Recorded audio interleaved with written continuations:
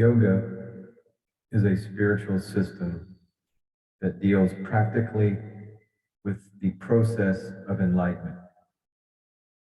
The final goal is to differentiate the soul,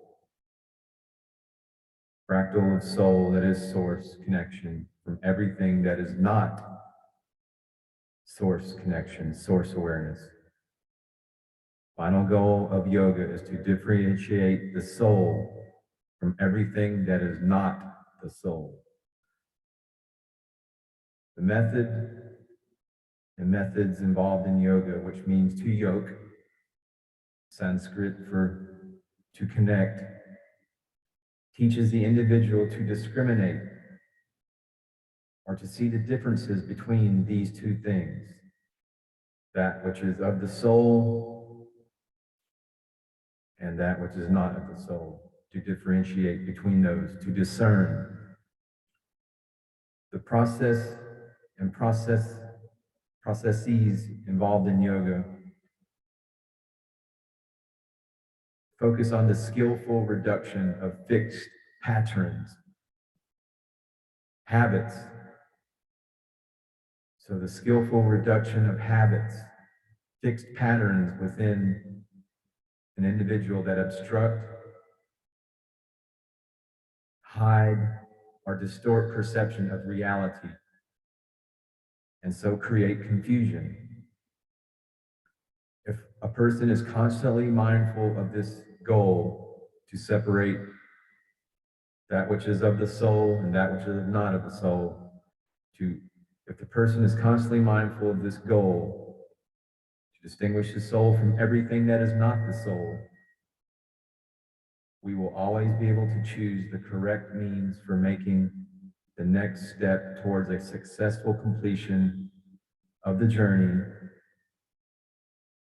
that is yoga, to connect, to yoke the soul back to source.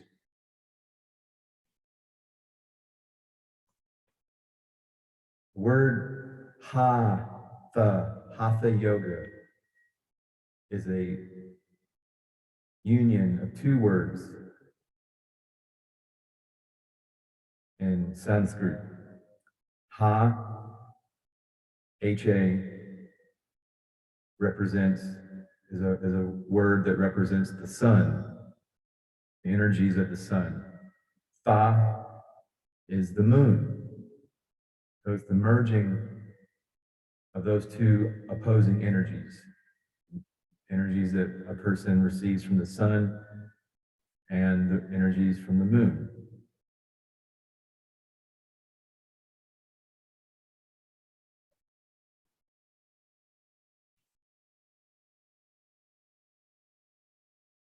So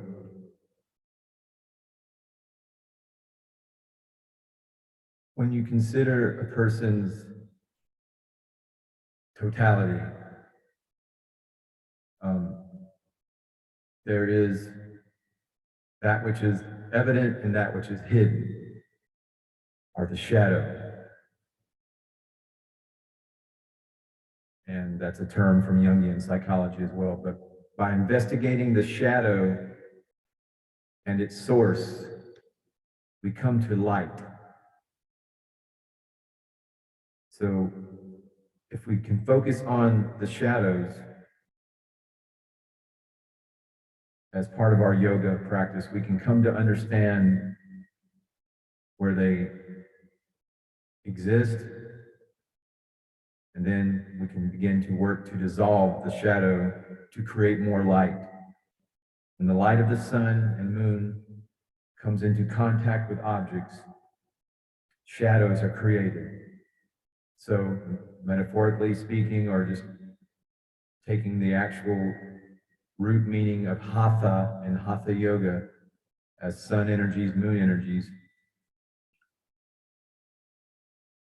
that's where we arrive at the understanding when the light of the sun and moon comes into contact, hatha yoga, with objects, shadows are created.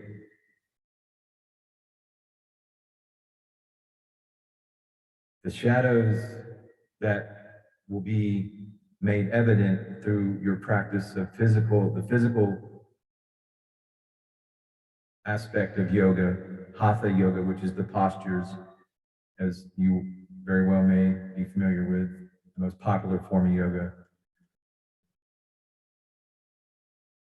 So in the practice of the physical yoga, shadows will start to manifest themselves very quickly, especially if you're doing the Bikram style of hot yoga, where you're in a room that's heated to 110 degrees in temperature.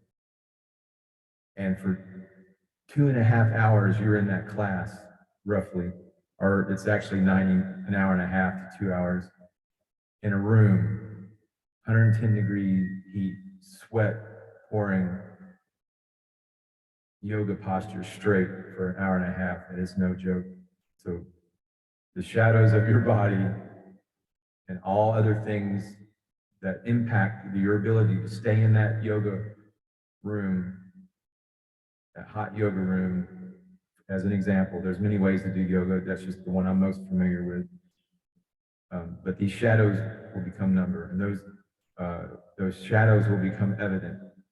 The shadows are 7 in number, and this is kind of more at the philosophical level, but they do have immediate physical impact or influence when you're in that hot yoga room for an hour and a half in a 110-degree heated room. The shadow of joy. If you were joyfully drinking the night before, had too much alcohol, well, the next day your yoga practice will suffer. The shadow of the intellect, shadow of the mundane mind, the power principle, the gross structure, physical body, the luster of the skin, and the shadow on the ground. And those are more kind of philosophical takes on the shadows, but each shadow is a blockage of light. By considering the list of shadows I mentioned, given previously, one can see how different people are stuck on different planes. Some are joy hunters, some are power mongers, while others are intellectuals and so on. There's nothing wrong with any of these kinds of behavior, but by themselves they lead nowhere. However, if these shadows are correctly investigated with an open mind, then they can fuel the journey to enlightenment. So one learns how to observe one's own shadow, and as a consequence, knows where to focus their practice and adjust accordingly. But the process of enlightenment is a dynamic, evolving activity and not a fixed state of attachment, as many conceive it to be. The practice of yoga requires an open, fluid, and sensitive mind, which should not be confused with an emotional mind, although many present-day yoga styles and understandings describe themselves as both fluid and flowing. The focusing on any one quality or attribute conceals a very lack of openness and fluidity. Whether it be the flowing style, soft style, power-based, or alignment-oriented, the very focus demonstrates that the mind is infatuated with one aspect of the practice. This leads to excessive use of techniques or movements or points of adjustments that result in an unnecessary waste of time and energy. The complex and attractive appearance of such styles conceals a lack of roots. In other words, a lack of focus on the basics. But basically, one must begin at the root, the basis of yoga. I mean, there's no reason to be inundated with all 50 postures at the beginning, but if one starts their yoga practice at the root, at the basis, at the very foundation, a few postures, and then grows slowly with patience and through persistence, that is the true first step on the path. And there are really 9 asanas, which is in hatha yoga. Asana is the posture. And there's really, like I said, a root number and a basic postures to focus on. 9 Asanas, our 9 postures, are the seeds for all the innumerable possibilities that are available to any individual who possesses the necessary wisdom to work with those seeds. So focusing on the seeds, the root asanas, the root postures, there's 9 of them.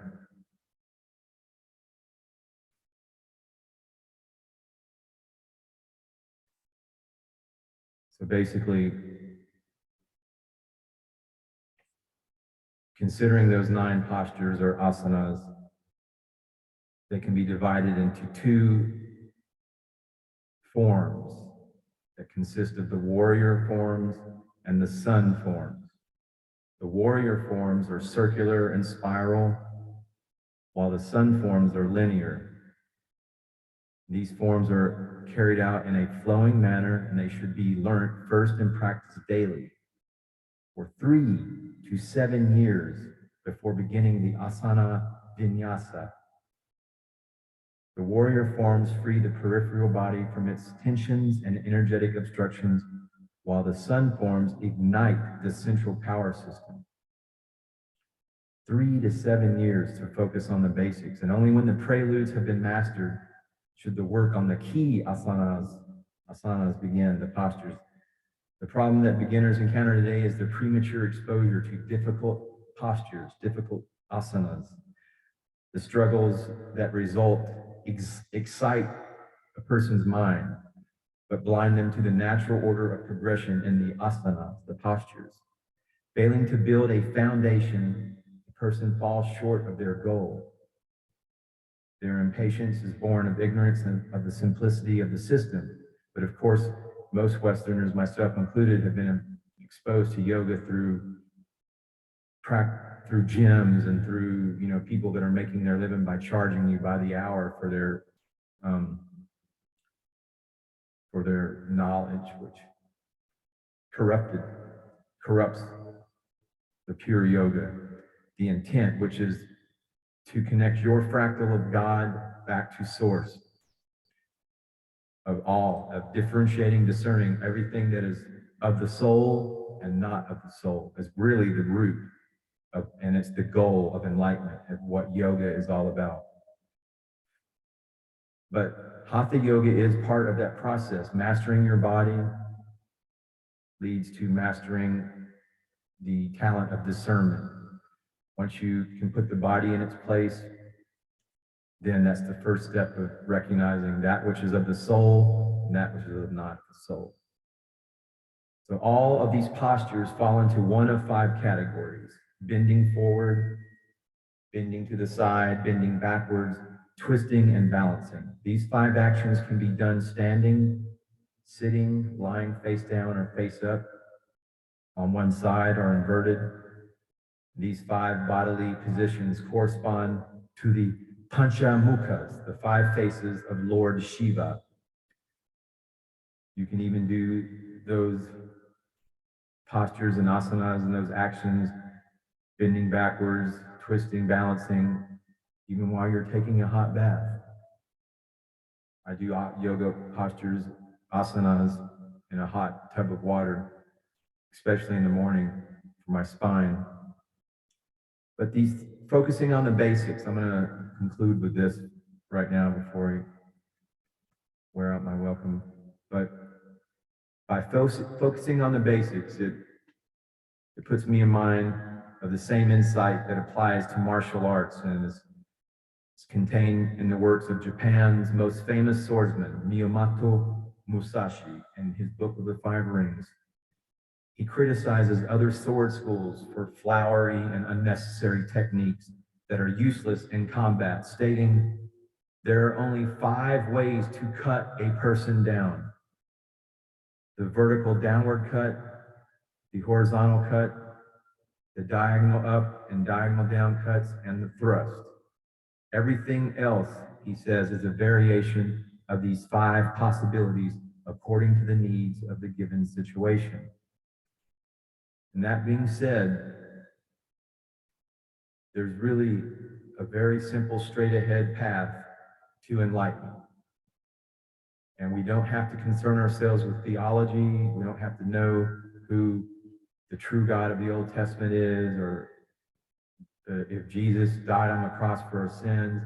None of that stuff is pertinent or necessary to live a powerfully informed life of health, vigor, inspiration, and source consciousness.